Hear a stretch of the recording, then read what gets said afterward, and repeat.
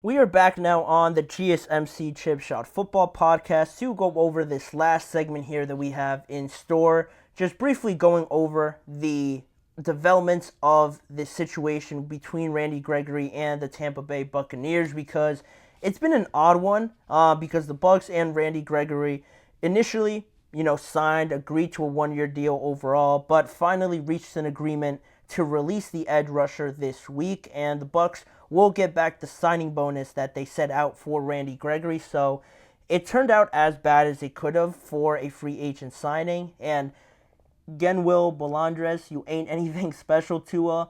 He's an NFL fantasy dream for points, but a bum. It is what it is, I think, with Tua. I think it's very polarizing with Tua. You could look at it as a guy that gets hurt a lot, doesn't have a great arm. That's everything that's been said about Tua. But in another breath, he puts up great performances. One of the best quarterbacks in the NFL last year. So very polarizing guy. And I think a thing that I didn't mention before in that segment was that while Brian Flores might be getting a bunch of the heat for how that situation broke down, there does come a point where Tua has to prove him wrong in a sense now that he has the head coach that he loves. He produced a great year. It comes to a point now where you have to just go out there and be successful, because if you're not, going back to that situation with Brian Flores, it could look now like a situation where Brian maybe was right about doubting Tua to an extent years after still Tua has not been successful. So I can see both sides of it, but going back to this situation now with Randy Gregory here, like I mentioned before, the Bucs signed Randy Gregory to a one-year deal this offseason to add what I thought was good depth at that spot, especially with guys like Yaya Diaby and just other guys on that roster that really haven't stepped up too much from an edge rusher perspective. But, with the situation, Randy Gregory just never showed up for the Tampa Bay Buccaneers at any point this offseason in minicamp, OTAs, training camp, obviously. He was not present at all whatsoever for the Buccaneers, and he exceeded $1 million in fines on Saturday, when it was the last time that those fines started coming in for Randy Gregory. So, exceeding that much in fines is, crazy, ridiculous, and really one of the biggest things about this situation and how odd it was that a big thing that the Bucs mentioned was that they never really knew why Randy Gregory failed to show up, because it wasn't a case of getting a contract or getting an extension or anything like that similar to Hassan Reddick. I couldn't tell you a reason why Randy Gregory failed to show up, and it came to a point where there was a lot of back and forths. Todd Bowles had some comments to make about it earlier on in the offseason, but ultimately it ended up, again, with them agreeing to a release of Randy Gregory, and also the Bucs placing Randy Gregory on the reserve did not report list on July 23rd. So that pretty much began the process, and now they've culminated that with the release of Randy Gregory already. And some of the reasons, why I kind of pieced together why he wasn't there could be because at one point this offseason, Randy Gregory filed a lawsuit against the NFL and the Denver Broncos over an alleged discrimination issue back in June. Randy Gregory claimed that the Denver Broncos and the NFL denied him the use of a drug. I'm not going to try and pronounce it. You guys can look it up, but I'm going to butcher it. Pretty much a drug prescribed to him by a doctor to treat social anxiety disorder and PTS, and potentially dealing with that played a part in him not being able to show up for the Tampa Bay Buccaneers. That's as good of a reason as to why, again, he wouldn't show up. But, that was with the Denver Broncos and with the NFL, not really with the Bucs. So, again, it's just confusing. The Bucs and Todd Bowles have both said that they don't really know why he showed up. And Todd Bowles actually spoke on this and how it all ended up, just resulting in nothing, getting nothing out of Randy Gregory.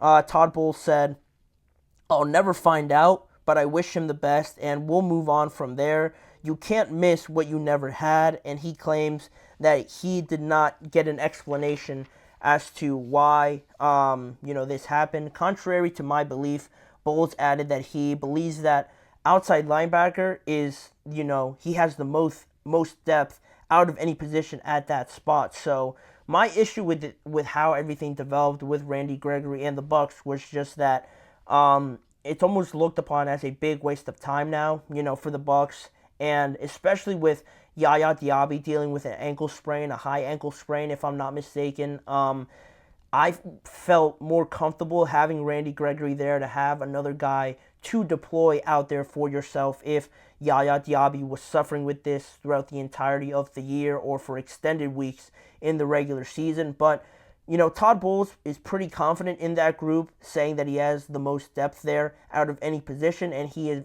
very comfortable with the players that they already have. So that's not what I thought. That's not what I believe, but, Todd Bowles would obviously know more than what I know, being in there around those guys each and every day. The Yaya Diaby injury still worries me. He's trying his best to make it there for week 1, but rushing these ankle injuries is not particularly the safe way to go, because those are the kind of injuries that nag on and can become a problem for multiple weeks if you don't really treat it appropriately. So that's something that still worries me. And this situation sort of reminds me pretty much as close as you can get to Haason Reddick, because you sign a guy that just doesn't show up, and basically it just becomes a messy situation that feels good once it's out of your head, and once you get it all over with, I'm sure it's a big relief. But in regards to how it compares to Haason Reddick, you have a guy come in thinking that he's going to be a big part of your team, but ultimately, for whatever reason, it could be contract negotiations with Haason or whatever reason Randy Gregory had for not showing up. This is how bad it could ultimately end up by releasing him at some point in time. And with Haason Reddick and how it compares, I don't think the Jets are quite there yet, but I'm sure the Tampa Bay Bucs feel very relieved that they've just gotten this out of the way now and, are able to move on and not have this be a reoccurring problem that they have to address each and every week. So how it all plays out with Haason Reddick, that'll be fascinating, because this one was very similar to that, and the Bucs just decided to say, we've had enough. We're not putting up with this anymore. Clearly, if you want to be here, you have to show up. You should have shown up before, but it wasn't the case with Randy Gregory, and they had no problem moving on from him. So it also has to be said that the Jets traded for Haason Reddick, so they gave up something to attain him, so that also has a part to play in all of this. But it's hard to find a smooth and easy solution, basically, closer to this time of year, especially because it's just been too long that people just want it to end at this point in time. And for the Bucs, I think also just getting rid of it now and moving on from this situation and how just ugly and messy how it all got with Randy Gregory.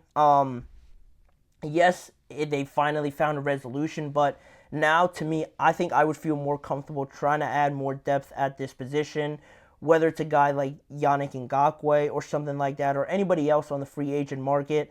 I feel like they still need someone there, because overall in their defense, at each level, I think they have a decent piece in there with Levante David at linebacker, with Vita Vea in the middle of that defensive line.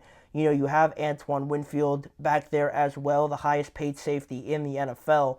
You have good guys on that defense, but having, edge pressure, having someone come off the edge and just be a disruptant presence, play in, play out, I think that you can never have too many of those guys. And to me, in the hierarchy of building a competitive team and considering yourself a good team, I think that having that pass rusher is non-negotiable. And Yaya Diaby is very good, but you need more than that. You at least need two of those guys to create havoc. And to me, that's something that the Bucs are, lagging, or just lacking, I should say, at this point. And in a division where, we talked about, I think last week now, with the Atlanta Falcons getting very good and improving a lot over just a course of a couple of days last week, the Tampa Bay Bucs, I'm sure, are still there in terms of being favored for that division, or at least equal with the Atlanta Falcons up until this point. But you don't want to be left too far behind, and you don't want to be, dealing with a situation where you've become comfortable with where you are with your team. With the Falcons getting better, their defense is very much improved with Matthew Judon and Justin Simmons. They're not messing around by any means. So to try and keep up in this division. Yeah, it might not be one of the strongest ones in the NFL, but you still want to make it a goal to finish first and wanting to keep pace with the Atlanta Falcons as well, because their defense got better. Their offense is obviously very talented, waiting to be unleashed with Kirk Cousins or Michael Penix, whoever the quarterback ends up being.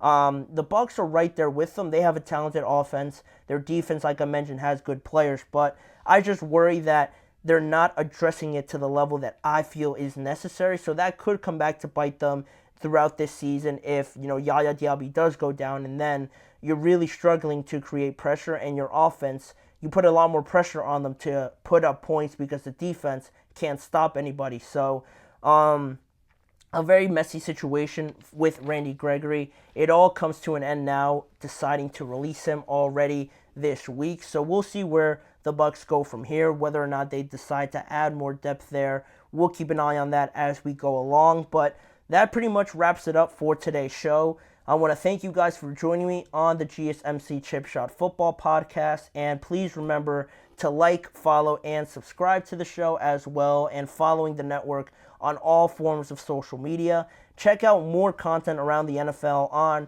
the network's both YouTube channels, the Podcast Network channel and the Sports Network channel, for more content on the GSMC Chip Shot Football Podcast on both of those. And lastly, tune in every weekday live at 6:30 p.m. Eastern Time for more NFL storylines and discussions around the NFL with me, Manny Maradiaga, as your host. Thanking you for joining me, and I hope to see you guys all back here joining me again tomorrow.